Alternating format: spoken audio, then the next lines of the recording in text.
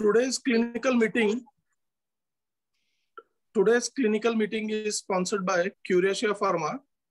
I request Dr. VIJAY Mali, who is MD Pediatric Fellowship in Neonatology. His hospital is nice in 6th Lane. He has done Advanced Neonatal Care Center and Children's Clinic at Kolhapur. He will be dealing with Multisystem Inflammatory Syndrome in neonate associated with maternal SARS COVID-2 infection. Interesting cases. Welcome, Vijay. You can start now. Thank you, sir. Thank you very much. First of all, thank you, KP and President, Madam and Sir for giving me this opportunity. So today we'll be talking about a completely new entity, that is neonatal multisystem inflammatory response syndrome associated with maternal SARS-CoV infection. All these cases I combined from the last pandemic and the subsequent surge of cases we have collected from my own unit. So before we start, we know that most of the time we are hearing since last 2 years is about inflammation. So we'll have some slides about what is inflammation, what are the markers we are looking into. So any inflammation means we always think of leukocytosis or lymphopenia, thrombocytopenia. Apart from that, there are many other parameters like hypoalbuminemia, elevated D-dimer, elevated ferritin, increased C-reactive protein, procalcitonin, increased interleukin-6, LDH, and aspartate transaminase. So as we all know, the commonest inflammatory marker we use is C-reactive protein. That's normal range is 0 to 6 milligram per liter. CRP is protein made by liver. It is produced in response to inflammation. Inflammation is the way of protecting tissues if you have been injured or an infection. Inflammation can cause pain, redness, or swelling in injured or affected area. Some autoimmune disorders or chronic diseases can also cause inflammation. So D-dimer, all we know in neonates, the normal range we consider is less than 2700 nanogram per ml in initial few days of life. And it indicates that hypercoagulability. And if there are actual clots formed and fibrinogen is deposited, then there could be a fibrin degradation products in the circulation. Other one is ferritin, is a very routinely we check in pediatric patient, not in neonates. A protein that contains iron and is the primary form of iron stored inside the cell. The small amount of ferritin that is released and circulates in the blood is a reflection of the total amount of iron stored in the body. So high ferritin could be a consequence of cell stress or any damage. So here the crust in the neonate, the ferritin level is reflected by the maternal ferritin levels. So the range is from 98.5 microgram per liter up to 147, depending on the maternal ferritin levels. So this should be interpreted in context of maternal ferritin levels. Lactate dehydrogenase, this enzyme level normally in neonates is 290 to 775 units per liter. Enzyme found in almost all body tissues. It plays an important role in cellular respiration, the process by which glucose from food is converted into usable energy for our cells. Although ADH is abundant in our cells, blood levels of enzymes are normally very low. However, when tissues are damaged by injury or any disease, the LDH levels picks up. So there are two other markers we look for any cardiac involvement, not necessarily inflammation or even for the injury. So in neonates, we look for NT-proBNP, the values less than 1200 picogram per ml for initial 2 days, and then less than 6000 picogram per ml from 3 to 11 days. B-type natriuretic peptide is a hormone produced by the heart. N-terminal, that is NT-proBNP, is a non-active prohormone that doesn't involve in any function otherwise, released in response to changes in the pressure inside the heart and can be related to heart failure, diastolic dysfunction, acute coronary syndrome, or ventricular hypertrophy, etc.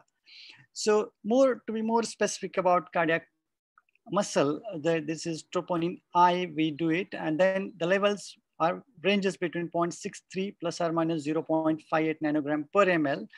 And it is very much specific to cardiac injury and elevated in response to any injury, and which peaks up within 48 hours and it goes down for next 6 to 8 days. So this marker is very specific to heart, and we look if there is suspicion of any myocardial involvement. And the last and the newest marker we are using routinely is like interleukin-6, which was initially mainly for diagnosis of NEC, any inflammation, and it was more of a research tool because it is very costly, interpretation is very difficult. And all these inflammatory marker parameters should be checked with a fresh blood sample within 1 to 2 hours of collection. And it is affected by many other factors like collection, dilution, everything should be collected as per the standard norms, so that interpretation will give a good inference about the value and clinical condition. Interleukin-6 promptly and transiently produced in response to infection or tissue injury contributes to host defense through the stimulation of the acute phase response, hematopoiesis, and immune reaction. Dysregulated continual synthesis of interleukin-6 is a part of chronic inflammation or any autoimmune disorders. So normal ranges goes up to 280 picogram per ml. So now we'll start with the first case we faced in November 2020. The mother, this was an emergency C-section. Mother came in labor with a fetal distress and non-progressive labor, and membranes were intact. 35 weeks male child, born on 18th November. The weight was 2.4 kg and was appropriate for age. Obstetric history, primigavida with 31-year-old mother, 4 years of married life, no antenatal significant medical or surgical history or any infection, but there was a significant history of high-grade fever with rash. 2 days before delivery, all investigations were done because there was high-grade fever. So RT-PCR was negative, dengue, all the parameters were checked and everything was normal. Natal, the cesarean delivery, like it was clear, and APGAR score were 8 and 10 at 1 minute and 5 minutes. General examination, child was normal temperature with good heart rate and respiratory bit higher at around 10 minutes, and minimal grunting and distress noted after 5 minutes. Good perfusion with saturations good on room air, no external anomalies. The child was shifted in view of respiratory distress and grunting, thinking it is a transient tachypnea of newborn. And because mother had fever, septic workup was done, antibiotics started as per the protocol, kept on CPAP in view of grunting and distress, and saturations were well maintained with 40% of oxygen. Chest X-ray was suggestive of transient tachypnea of newborn. I could not get the X-ray because it's quite old, so I could not get it. And then we have the blood reports on the day 1 and day 3, because we were actively looking for any infection because this is grunting and the tachypnea was there. So we transient tachypnea, still we are looking for any infection, and the initial 2 days reports were absolutely normal with normal CRP and good platelet count, and WBC counts were also within normal range. Day 2 shifted from CPAP to nasal prong oxygen, and feed started on day 2nd with preterm formula, and because the child is good weight, was started with 5 ml to early feeds, was stable hemodynamically. Day 4, we could notice abdominal distension and nasogastric brown aspirates, and child NPM. Of 2 days of nil by mouth, subsequently, child continues to have persistent abdominal fullness with a decreased bowel movements. Then, because we started with the preterm formula, it was like just 34 weeks. We thought it could be a term NEC, maybe causing the problem. So we kept NBM for nearly 5 days. Still, the child continues to have intermittent minimal upper GI bleeding, and abdominal distension was persistent. And surprisingly, child was very much stable hemodynamically during the time. Vitamin K was given. And then X-ray was done on day 4. And when we looked at the abdomen, there was minimal gases, shadow was there, and there were just low, and we thought it could be an NEC. And subsequently on day 7, there's a complete almost gasless abdomen with could be a bowel edema. So we thought our diagnosis may be right. We may be dealing with a necrotizing enterocolitis and a term neonate, which is very rare in fact. And then on day 7, on that same evening, we could notice there's a frank blood in the stool, and child collapsed because of anemia. So then the subsequently child was resuscitated with a blood transfusion. And in next couple of days, we could notice that child is having erythematous lesions on the oral cavity with some edema and peeling of the skin. And there was a rashes for the chest and abdomen and face as well, but they are not typical of erythema toxicum. They are persistent lesions. Or then on subsequently 7th or nearly 10th days, we could notice there's a edema of the feet and peeling of the skin, which is typical of Kawasaki disease. So we were initially thinking this edema could be because of child was not fed for 10 days and maybe hypoalbuminic, which child never we started on any proteins that time. And we were thinking it could be some edema at that time. And subsequently, child gained significant weight for around 300 to 400 grams weight in a couple of days. And child was looking sick, but was stable hemodynamically. The subsequent blood reports on day 5, which was done when the child was showing GI aspirates, everything. Day 5, platelets were 1.29 lakhs and CRP was 26.7. Updated the antibiotics thinking this is septicemia. CRP continued to rise. On day 7, the platelets had dropped further to 67,000. Because there was a bleed and edema, we did LFT, RFT, which were normal, and D-dimer was done. It was 3,800. D-dimer was done because there was some suspicion of DIC, so we did D-dimer, which was slightly on the higher side, but when we consulted hematologist, they said could be because of infection again, so close monitoring. So for this and the saturation, FFP and platelets transfused, given for low globin, otherwise in forms of hemodynamics. One episode of convulsion, which is not very sure, and it was not recorded, but was loaded with phenobarbital twice. And further to that, child doesn't require any antiepileptics. So on day, we got the blood culture report, which was negative, which was very much surprising to us. And then on day 10, platelets had dropped till further to 39,000. And because we could think all this possibility of edema, skin peeling, low platelet count, high CRP, and then bleeding, then antibodies was done for the baby, and it was 3.48, and it was positive COVID antibody test. We were all the time worried about what we should do next, because that time I was not very sure about what is the present protocol for the management. Only thing we were aware was about management of pediatric COVID cases.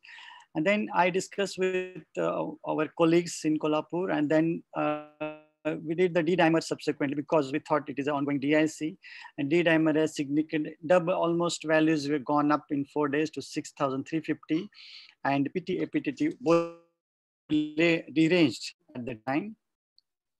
And echo was done on day 15, which was normal. And once we consulted pediatric cardiologist, Dr. Ravi, he said, mostly we are dealing with a post-COVID complication here. So on day 16, the child got really very edematous and was ongoing some bleeding, but FFP, everything has kept it under control. Platelet dropped down to 9,000, CRP gone up to 59. So after, I think for 7 days, we were really struggling to find out what is the cause of this. And we were patiently waiting, treating, and it was such a stress filled to deal with the parents to explain how NEC could cause all these problems, in spite we were not feeding the child. And then at that time, the child was started on treatment, and the treatment we followed from the day 1, the first case, we was like methylprednisolone was given for 3 days at 10 milligram per kg per dose, OD dose, for 3 days as a bolus dose. Enoxaparin was given 2 milligram per kg for 1 week subcutaneously, and which was monitored for the D-dimer level. And IV immunoglobulin was like 1 gram per kg per day for 3 days. The first time I gave 3 days because I was very much worried about that child. And then echo was repeated on day 3, and that time the coronaries appeared slightly dilated, but there was no aneurysm. And subsequently, the clinical improvement was noted on second day itself, but the platelets took on the 20th day, platelets gone up to 17,000. CRP was continued to rise for a couple of days, and then subsequently CRP and platelets started to come to normal range. So this was the graphical presentation of the platelets we faced for 37 days. We monitored continuously even after discharge. And what we saw on 4th day, second day platelets started dropping. And the lowest we were on 18th day of around 9,000. And once we got the, we have completed our course, 3 days course, then also platelet were in the range of 18,000 to 20,000. And then platelets picked up gradually. That may, like, even after the good clinical recovery signs, we could see late rise of platelets, and almost it took 37 days to get the normal range, normal platelets. And about the CRP, and it started rising on the day 4, that is 26. And when we started treatment on 16th, day 16, 20th, we completed, and CRP maximum peak was 74.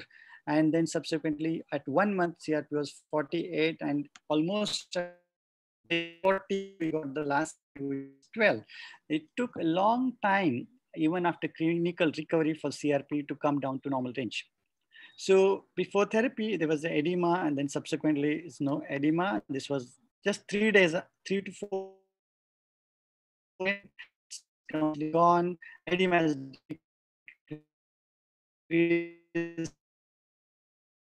improvement. It was very something that made big difference, because it was such a stressful day for initial 2 weeks, and the child was looking much normal, and we were giving under some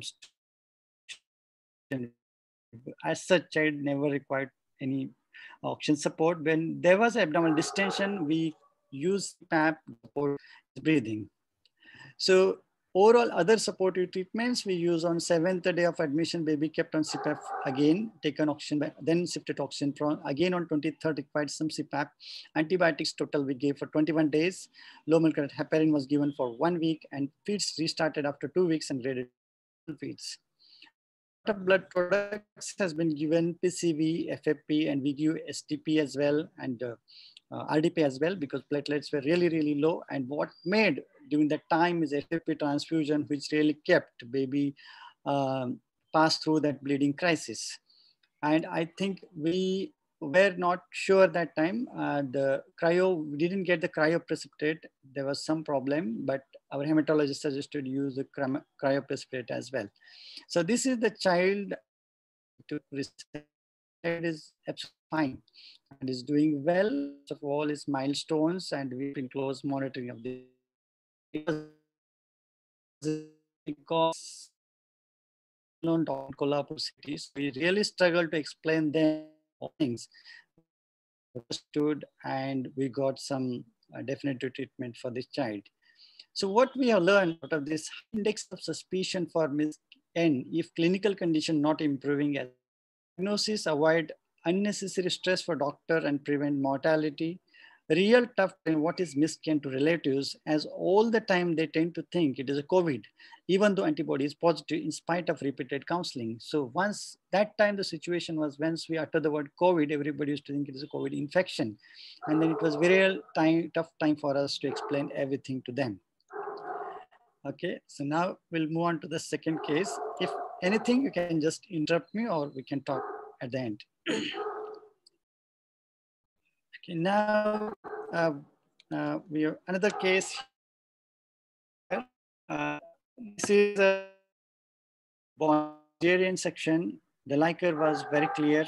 The baby cried immediately after birth. Napkas were good. 7 couple of weeks back, we other new in these conditions. So the birth weight was 3 and is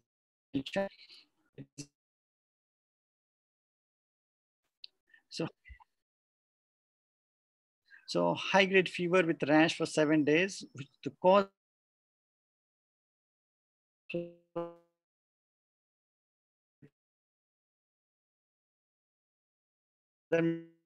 the concern for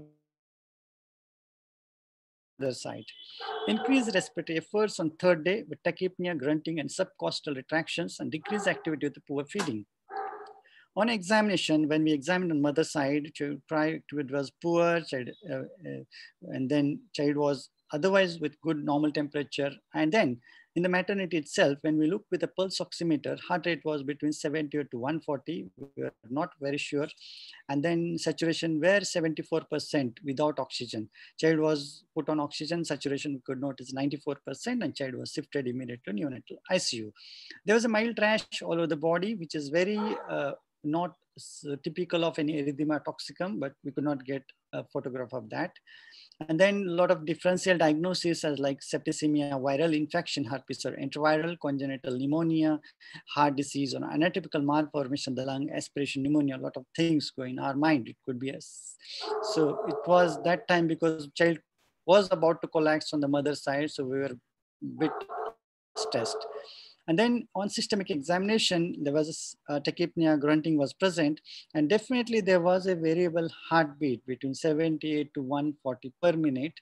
Very, very confusing picture, where sometimes for hours together, we used to get heart rate around 70, then suddenly it goes up to 140, and child was lethargic. So ECG was done, and we get reported from Dr. Ravi, and he said it is a 2:1 heart block. And this was diagnosed almost on 4th day, we got this heart block. And then blood gas was suggested at that time was respiratory acidosis with hypoxia, with PCO2 of 59 and bicarbonate was 15, pH was 7.24. So on day 3, this is the X-ray. It is not typical of transient tachypnea of newborn. Very unlikely we see this kind of picture for 3rd or 4th day, because this started, we thought it's congenital pneumonia that's causing the problem. And then because there's a respiratory acidosis, which is worsening on CPAP, we started with the ventilated the child, but and on ventilator, oxygen requirement was not that high. Subsequently, on day 3, when the child was admitted, the initial reports were like total counts were 18,600 with neutrophilia, platelets at 82,000, and CRP was 60.6. There was no history of any leaking or any history of infection in the mother. In fact, we did check the mother's blood at that time. And subsequent culture grew nothing with proper collected blood sample. And on day 4, because we had with previous experience and there's a heart block, then with discussion with our colleagues again, we thought we'll do COVID antibodies, and then it came 74.39, which is significantly higher antibody titers. And then at that time, we have started treatment. As I discussed before, it is the standard protocol we followed at that time: methylprednisolone, pulse therapy, immunoglobulin, and if a D-dimer is high, we started on IV low molecular weight heparin. And D-dimer was on the range of 6,483 at that time. And the ferritin was on higher side, interleukin 6 is on the higher side, trop-I was higher side, and then all the parameters are favoring the inflammation. Because this time we were much under control. We could diagnose this case on the day 4 itself, and the treatment was started quite early. Echo was done, which was normal, luckily, no other problem in terms of structure and function. And the day 5 X-ray showed a slight worsening, more on haziness, worsening on the right side. We were continuing with antibiotics as well. And then retrospectively, we did the maternal serology, which was with high maternal IgG titers. And the treatment, as I discussed, we started with the same protocol as advised, as decided that we will, because we were not sure which case we should use methylprednisolone, which one we should IV immunoglobulin. So as a cocktail, all this has been started for most of the neonates. And then initial management for this child was like fluids, antibiotics, dopamine for low blood pressures. And in terms of ventilatory support requirement, the pressure support was not very high. And once we started treatment on day 4, day 6, the significant pressure oxygen requirement has gone down significantly. And that showed the child is responding to our treatment. And then subsequent values, D-dimer. In this child, I have one graph. In this child, luckily we could see, because the treatment has been started quite early in the stage. D-dimer has significantly dropped immediately. And day 5th itself, we stopped low molecular weight heparin, and without any bleeding complications or thrombosis we saw in this child. And the C-reactive protein, which was on day 4, 60.6, was gone a bit even after starting treatment, and then it dropped down. And very interestingly, the C-reactive protein has dropped very slowly, as we have seen in the first case as well. It took nearly 3 weeks to get to a normal range. And this, we have discharged child on the 2nd week of life with CRP of 23, and we took the follow-up on 1 week, and that time CRP was 2.6. So this is very important that most of the time in neonates, we tend to treat CRP as infection, but in these particular cases, it takes long time to get to a normal range. So this is the D-dimer. And this was a child when we extubated. I tried to capture the rashes which were resolved. So it's not very clear here. And then so child is absolutely fine after that.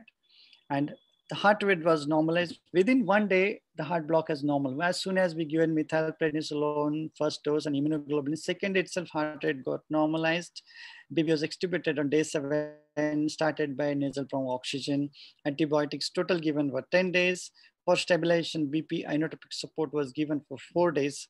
And feeds were started, and this child doesn't have any GI complication, and we were really worried that this child may also end up in NEC-like pictures, but this child did well in terms of feeding. So what we have learned is conduction abnormalities may be the earliest presentation of miscarriage, not only with this case, in general with interpretation and our recent publication by all our neonatal ICUs in Kolhapur. What we have found here is that conduction abnormalities may be the earliest presentation of miscarriage. All the neonates with a known case of maternal COVID to be monitored for heart rhythm for at least initial 1 week of life. Early initiation of the standard miscarriage treatment along with other supportive care helps early recovery and avoids other complication of miscarriage. And it misleads to diagnose and treat as septicemia, so worth identify at the early stage, because suppose if we continue to treat these children as a septicemia and we wait for longer duration, we may end up in complication of thrombosis, NEC, and these will be a very detrimental, and these children will take a long time to recover from these complications, as we have seen in first case. So, so it is worth to consider this possibility, especially in this post-pandemic era. Now, in a second pandemic, after the post-pandemic, we have seen a lot of cases, and now we are expecting similar cases in next couple of months. So we need to be very vigilant. So this is the child after 6 months we saw last week, and the child is really doing well. So in terms of neurology, and because we don't know the natural history of the disease, even though we have treated, so it is worth to take follow-up of these children to know any long-term consequences or any long-term thrombotic complications. The subsequent, we have nearly 9 cases, and all of them we haven't evaluated in detail, but we got the clue that this could be that possibility, because all the inflammatory marker checking is very costly, and many times it was such a peak time, it was very difficult to do all the blood tests. When the child is having problems, we started treatment at the earliest. All are 32 to 34 weeks, and we have 2 pairs of twins. Unexplained bradycardia on day 3 or 4, which was seen. 3 neonates required inotrope support. 4 cases, we know maternal COVID status was positive during the 3rd trimester itself. So we were quite confident, and we were really monitoring for any bradycardia episode. And out of that, we have 2 cases where really they developed bradycardia, and we treated early. All the neonates were admitted. And the good thing in this situation is, good or bad, I don't know, like with mother having a COVID infection, the preterm delivery rates are very high, and most of these neonates are kept for preterm care in neonatal ICU. So once we have any preterm delivery, and if it is a COVID status is known, we need to be very vigilant while monitoring this newborn. So this was the typical picture our sister used to send, or our medical officer in the middle of the night. This is the monitor recording, sir, what shall we do? And then immediate my next call goes to Dr. Ravi, and he used to say, this is Miss, you're so confident. So we also felt very confident in treating these children. So without ECG, many times we just treated these children, and I will show you one actual recording. So we connected ECG with him, and we made the child to cry just to see whether it is heart rate up. You see, it is just static enough, 70 beats per minute. It was not changing, it was pretty stable. So in spite of crying, whatever heart, it was not recorded. This is very typical of this, and we never saw this kind of pictures earlier. So we are expecting the similar episodes or similar incidences may come in a couple of months. So this was the heart rate. And then all we know heart block, I will talk quickly about this heart blocks. First degree heart block is prolongation of PR interval without any missed beat. Second degree heart block type 1 is the PR interval is prolonged until we miss the 1 beat. And second degree heart block, which we saw most commonly in these cases, where either it is a third or second wave, is like second degree heart block means like either second or third QRS complex is missed and heart rate is irregular most of the time. So it is very easy to identify in a paper ECG, very difficult with monitor. So always good to get proper ECG when we face difficulty in diagnosing this condition and when there is a bradycardia or fluctuating heartbeats. Third degree heart block is a complete heart blocks where there is no conducted P waves. So second degree heart block is commonly seen in these conditions. So inflammatory markers were raised significantly in all the cases. Not all the tests were done because it was costly and it was time constraint, everything. Responded well to IV immunoglobulin, methylprednisolone, and low molecular heparin was given as guided by D-dimer levels. And we stopped most of these cases when the D-dimer level was below 1000. So we have a recent case in last June month. This is about a full newborn cesarean was done, persistent abdominal distension from day 1, and day 3 diagnosed with intestinal obstruction, was operated and mid-gut volvulus causing the obstruction, and the resection re-anastomosis was done. And this was operated by our eminent pediatric surgeon, Dr. Kaddu sir, and the beautiful pictures, very obvious pictures that is a volvulus that is causing the obstruction, and resection was done and nicely healed, nicely perfused ends which were anastomosed. And subsequently, the child was stable, was started on feeds, but continues to have low blood pressures and oxygen requirement. Then severe admission done by blood transfusion because hemoglobin was 7.7. So we thought it could be anemia, so was transferred. Higher antibiotics were given considering the sepsis, maybe an infection part. Bowel movements were normal, so feedings was continued with minimal feeds were continued. This was the blood parameters, whatever I got so far. So hemoglobin was 7.7, total count was 29,000. The day 7, CRP was gone up to 76, platelets were 1.84 lakhs, and D-dimer we did because there was no history as such because child was not improving. So we did COVID antibody to mother, it came positive. So we did the baby as well, we got on the same day report. So D-dimer was 5,350. So we thought it could be just coincidental thing. We never treated. On day 10, again, the platelets gone down. WBC count has gone up to 34,000 with neutrophilia, and CRP slightly decreased on that day, but D-dimer has gone up to 8,040. Child was otherwise hemodynamically stable.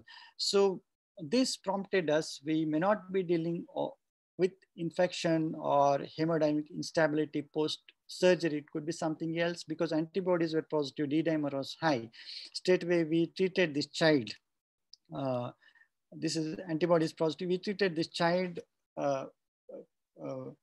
with IV immunoglobulin because the infection possibility was almost ruled out because we were on very high antibiotics and child was clinically stable. So septicemia, septic shock, all these possibilities very less. So instead of using both combination of methylprednisolone and immunoglobulin, we have used only IV immunoglobulin. Child hemodynamic condition, oxygen requirement remains same in spite of blood transfusion, higher antibiotics. So as a benefit of doubt, we give IV immunoglobulin and low molecular weight heparin. And we are not sure, very sure about whether it is a misscan, but child responded and showed good recovery. So misscan may be a cause for delayed recovery and symptoms as response was very prompt to IV immunoglobulin. So this case, we are very not sure it was a coincidental finding or maybe some add-on problem, but child definitely responded to IV immunoglobulin and we could discharge the child on day 21st. I think we discharged the child home on full feeds. So in general, if I want to summarize, I would like to tell the most of the deliveries, 12 cases we have seen so far, they are like 34 plus 2 weeks. And we have 1 term neonate and rest all were preterm neonates. And organ involvement wise, cardiac involvement was predominantly seen in 91% of cases, in 16%. CNS we conversion moment, other we do not have much cases. 2 cases with some skin lesions and no renal involvement, and fever was present in 2 cases. In terms of clinical profile, the fever was noted in 2 cases, rash in like 16%, and bradycardia is a predominant complaint in most of the cases. And there was a shock because of myocardial injury parameter like top I and were elevated, and they were looking sick. They were in the shock. So this could be because it was not identified earlier, they went into the shock. There was coronary dilatation in 2 cases, but sorry, in 1 case, it's a mistake. So 1 case, there was a coronary dilatation, and pneumonia was noted in 2 cases, and respiratory distress was present in 50% of the cases, but we cannot take this as a very significant complaint of miskin, because in most of them were preterm, and many of the preterms present with a respiratory distress because of transient tachypnea, because of complaint chest wall. Our subjective assessment may show it is a respiratory distress or mild RDS. So it could be a misleading at times. So respiratory distress may be associated finding, may not be primarily related to miskin. Thrombocytopenia, again, it is seen in most of the miskin, but it could be again related to intrauterine growth retardation or preterm delivery. But when we see this persistent thrombocytopenia along with very high CRP, which is remaining for quite longer time, and in spite of medications, if it is persisting, is likely it is related to inflammation. And GI bleeding was noted in 2 cases, and 1 child we have discussed earlier has significant profuse GI bleeding. And that is because we diagnosed this case quite late. If we would have some clue about high CRP or any these things we need to think earlier, we would have picked up quite early and would have avoided all this complication in that child. So cardiac wise, we have in 9 cases, like total have arrhythmia in terms of heart block, coronaries in 1 case, and cardiac dysfunction like shock were in 4. These were photographs. We are taking close follow-up of this, all the neonates, and these were obtained nearly 6 or 7 months. 1 is 4 months now. And neurodevelopmentally, they are perfectly normal without any complication. So this was the recent publication from our colleagues and us. And what we have suggesting is that the CDC has labeled as MISC in pediatrics, never been any thorough guideline in the neonates. So after thorough analysis of all the cases and a lot of effort by our cardiologist, Dr. Ravi Pawar, Dr. Nanvedekar sir, and all my neonatology colleagues, it is worth labeling this condition as multisystem inflammatory syndrome in neonates, secondary to maternal SARS-CoV-2 exposure. And what we want is a newborn who is less than 28 days and definitive laboratory evidence of maternal COVID infection, either RT-PCR positive or COVID antibody positive during the pregnancy period. And clinical criteria, as a child is having severe illness requiring hospitalization, and that could be due to prematurity itself, because the COVID infection in the pregnancy can induce premature delivery. So that also be considered as one of the criteria. And then subsequently, we have at least 2 or more ongoing involvement or cardiac conduction abnormalities, because it is seen predominant in most of the children, as well as coronary dilatation or aneurysm. And then we need to prove there is an inflammation. Any one of the inflammatory parameters which is on the higher side is more evident that is ongoing inflammation.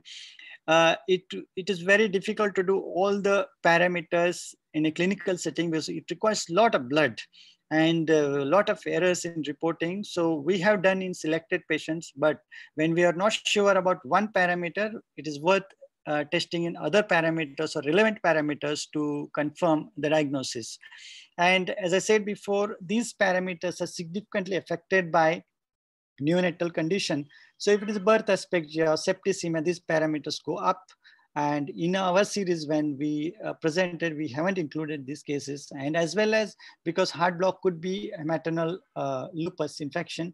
So if any such kind of history, need to be very vigilant, just not going with bradycardia. We should look for other parameters as well before we start.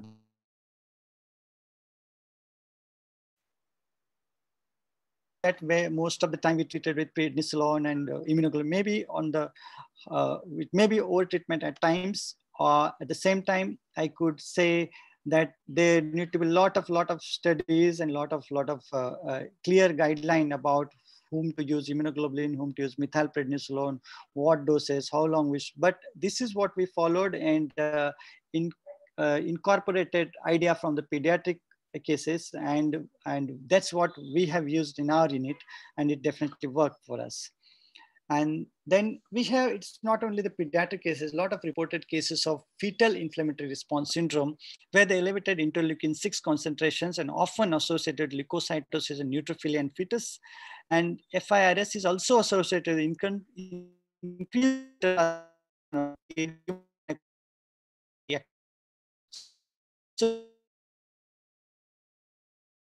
stillbirth, or they may birth. So we need to consider this possibility as well when they are born sick. And then with this COVID infection, a lot of changes, a lot of things had happened. The nomenclature has changed significantly. The pattern of high rates of miscarriages, preterm birth, preeclampsia, perinatal death has observed in women infected with one of these novel coronaviruses during the pregnancy. So this virus is not affecting the mother, it is affecting the placenta, and a lot of inflammatory reaction, and oxygenation is hampering. The growth of the placenta is significantly affected, and same is affecting the fetus growth as well. So a lot of prematurity and stillbirth. So we need to consider this as well when there is a repeated miscarriages in the past. In subsequent years, we may face this history.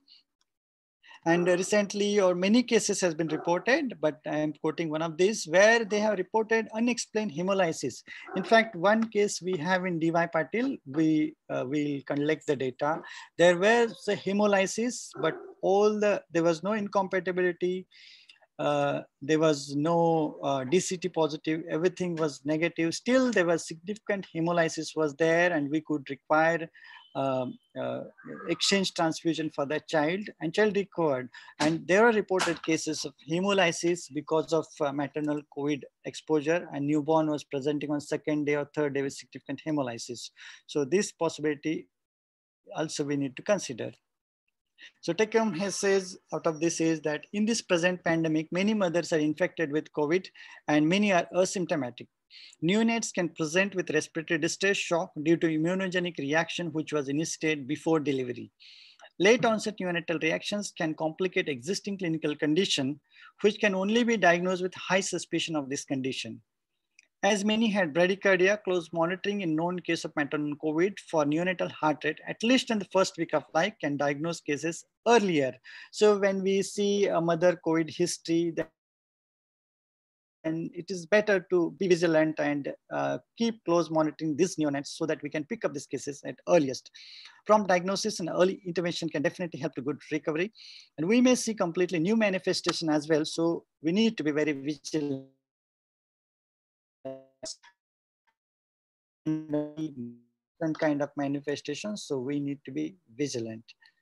So because of this, a lot of unit policies has been changed as well. Send COVID antibody in any preterm neonate without any documented history of COVID at the earliest, so that we can suspect miscarriage earliest, because the cause of preterm delivery could be maternal COVID. So if it is not evaluated, it's worth doing once and then keep close monitoring these children. Close monitoring for heart rhythm for first week in known case of maternal COVID, or those neonates who are not hospitalized. Any neonate with a very high CRP above 50 and thrombocythemia with culture negative, evaluate for antibody and other markers, because if child continues to show deterioration, it is worth considering other treatment option rather than just antibiotics. Prenatal counseling at the time of parental counseling at the time of discharge from the hospital for close monitoring, at least for first 2 weeks of life. It's almost important because we may see children coming with very sick and collapsed once they discharge. So it is worth to highlight the parents that there are possibility of complication this newborn. So keep close monitoring. All right. Thank you very much. That's for the day. Okay. Thank you. Thank you. Thank you, Vijay sir. Any questions? Any questions anyone has? Shall I Okay. start? Yes, sir. Vijay. Hello. Yes, ma'am. Hello, yes, ma'am. Yes, ma'am. First two cases, both mothers presented with rash. Yes, madam. Right. So rash in adults is not as per. Yeah, it is not there, madam. But as COVID presenting. Yeah, madam. They had the rash. No, this will be a new. You said we have to be vigilant now. So any new sign, symptom, or maybe in adult also, mother is presenting with rash without any obvious history of fever, still that child presented with Miss N. So I think this must be.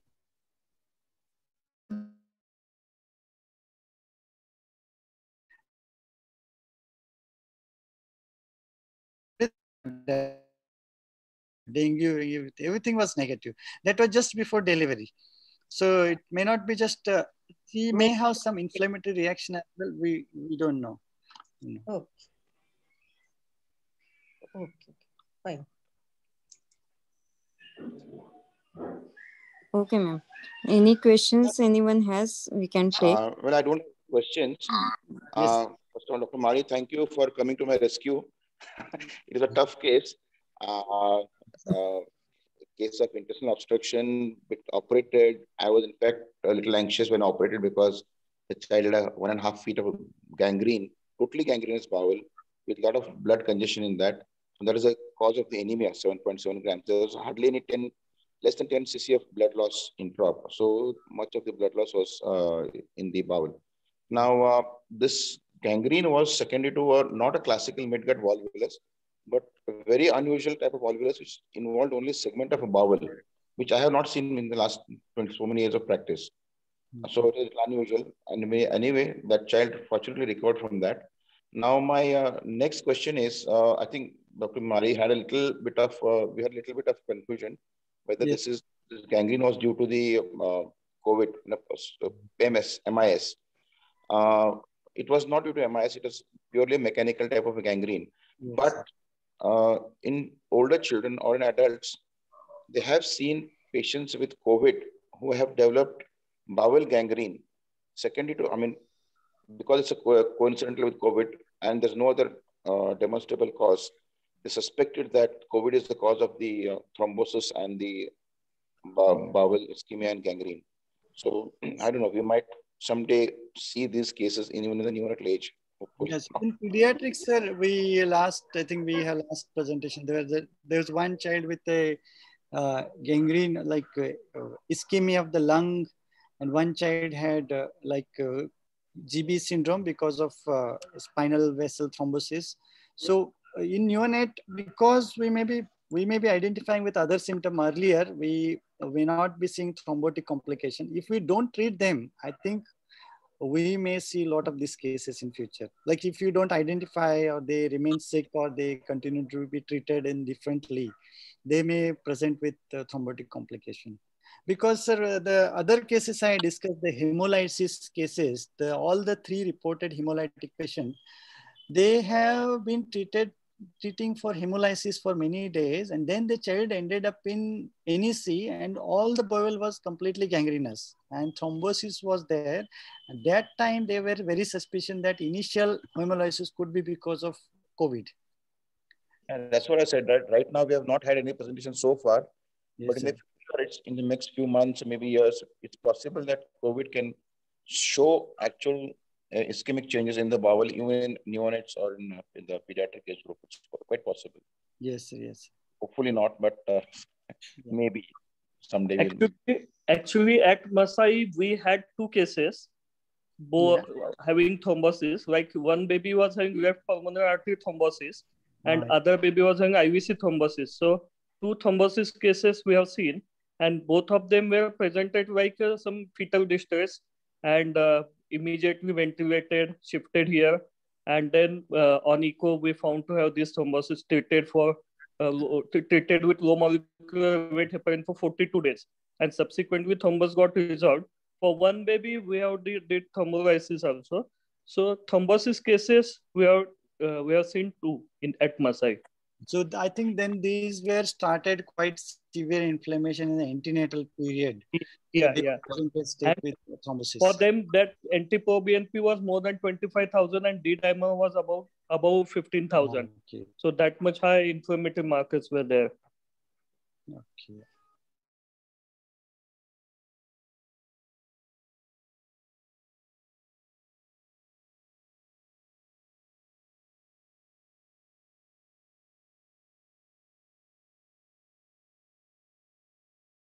Saturating. I think I should call you Professor Vijay. Professor okay. Thank you so much. Okay. Okay. Then, hello, I'm Dr. Rupali here to thank Dr. Vijay sir for the detailed discussion of missing cases, which is the burning topic. And nowadays it is accounting for the many admissions in NICU. And especially it was very knowledgeable regarding the normal range of inflammatory markers in neonates, because it is many times confusing when we manage these NIMS cases and versus sepsis. We get confusion regarding the normal ranges in neonates because they are different than pediatrics.